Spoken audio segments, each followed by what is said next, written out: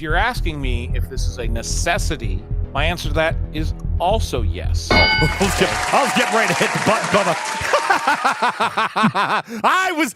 Buddy, my finger was on it.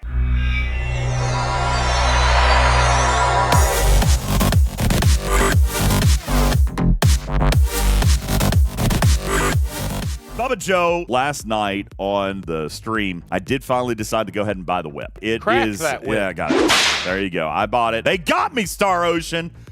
God, they got me. But you know what? Here's the thing, and this is kind of what I said last night. And Bubba, you and I have talked about this for years. When they develop a product that actually makes you feel good about buying it, there's nothing wrong with that. That is the way that all monetization should be. Okay, if it brings value to you, if it's something that you want to do, then you feel motivated to do it, all right? With Tau, I felt like I was purchasing the same mechanic twice. This is not that, okay? This is buying an acceleration of the Forbidden Tech upgrade process. Not only that, they've improved Q's favor to a point where it doesn't feel as bad to fail. See, the Ferengi Whip opens up that refinery, Babba Joe, that actually makes it so that at least with regards to protomatter, it is not painful to lose those resources anymore. That was one of the things we talked about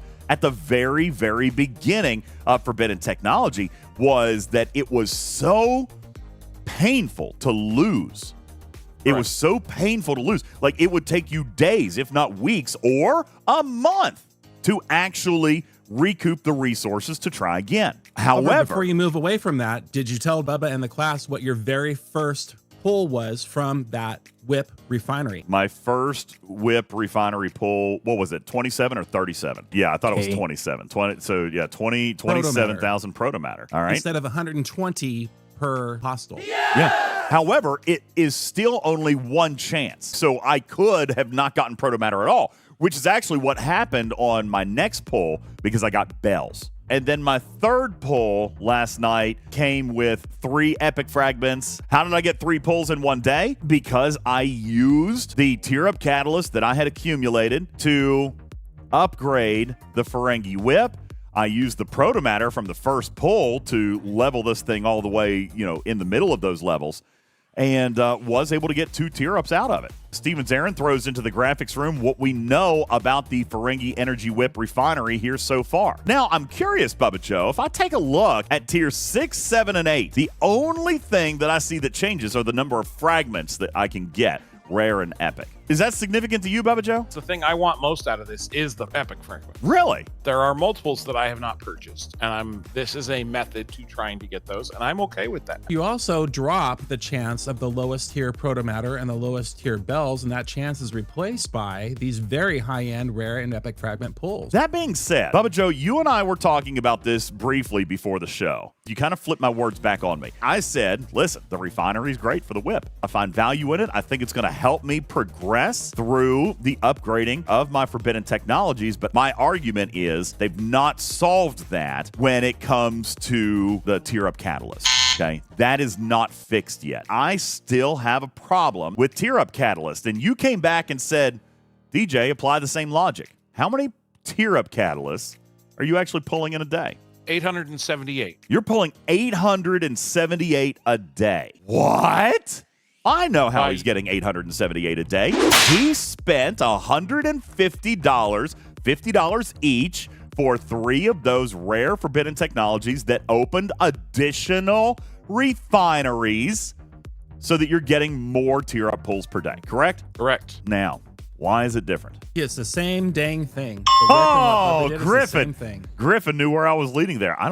In hindsight, Bubba, I don't think it's any different at all. I was giving you grief, and I did the same thing. You know what's the difference? It's the perception of it. You had to spend $150 to do yours. I only had to spend $50 to do mine. But you don't have to spend $150 to get the benefit. You can spend $50 and start getting a benefit, and then you can either spend $50 more and get more benefit, another one, or utilize the Ferengi Whip, which I think we all agree is the best way to acquire and advance the rest of your technology, right?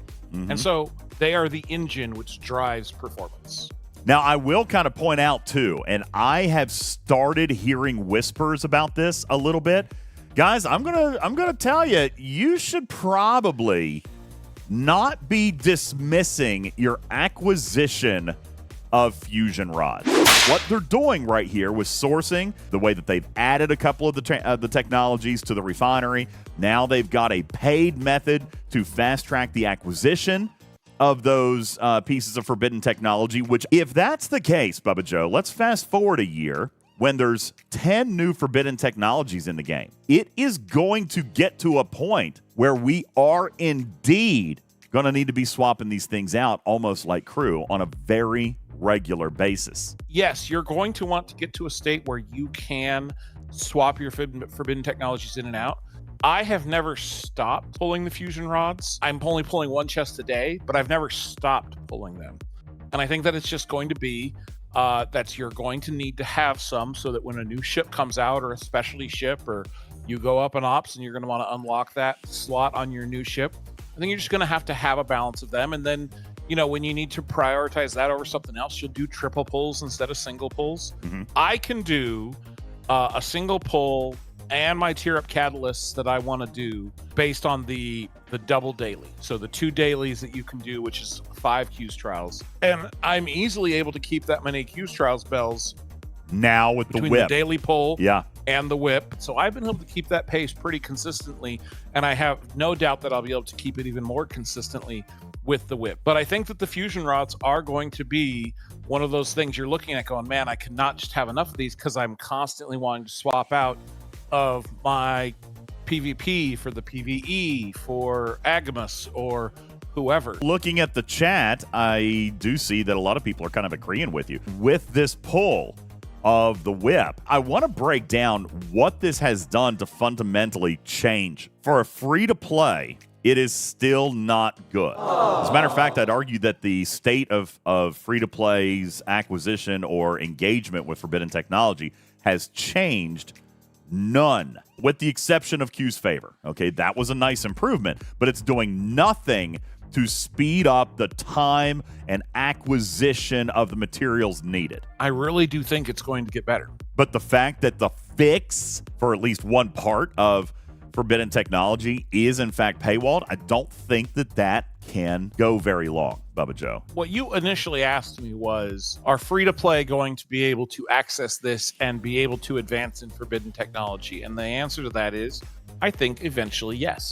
Okay. If you're asking me if this is a quality of life improvement, a necessity that should have been freely available, my answer to that is also yes. Oh, I was getting ready to hit the button, Bubba. Buddy, my finger was on it. He was hovering. I was.